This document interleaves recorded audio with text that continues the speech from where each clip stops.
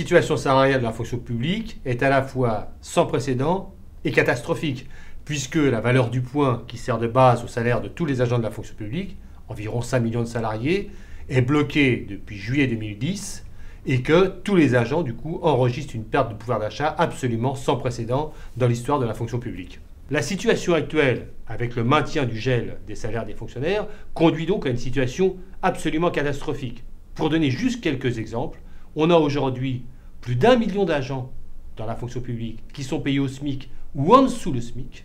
On a aujourd'hui un agent d'exécution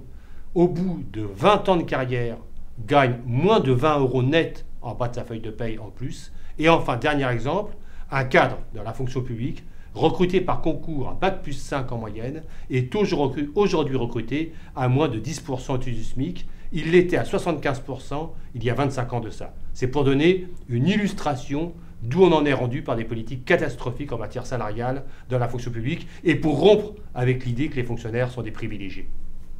Tous les syndicats, je dis bien tous les syndicats, sont au moins d'accord sur un axe revendicatif, c'est qu'il faut que le gouvernement dégèle la valeur du point et procède à des mesures d'augmentation générale des salaires de la fonction publique. Après, il peut y avoir des nuances ou des désaccords même sur le niveau des mesures à adopter, mais tous les syndicats demandent ça depuis maintenant des mois et nous sommes actuellement d'ailleurs en pleine démarche unitaire où nous sollicitons une entrevue avec la ministre de la fonction publique, avec tous les syndicats, pour pouvoir enfin redébattre de ça et ouvrir de véritables négociations salariales. C'est bon d'augmenter les salaires des fonctionnaires parce que les fonctionnaires, ou plus globalement d'ailleurs les agents de la fonction publique, c'est des salariés comme les autres. Lorsqu'ils ont le moins de pouvoir d'achat, ils consomment moins et lorsqu'on consomme moins, ça participe malheureusement de l'atonie de la croissance. Augmenter les salaires des fonctionnaires, les 5 millions d'agents, c'est participer d'une consommation durable et pérenne et c'est donc bon pour l'économie. J'ajoute, pour donner un exemple, qu'augmenter de 4% les salaires des fonctionnaires, alors que ceux-ci ont perdu 15%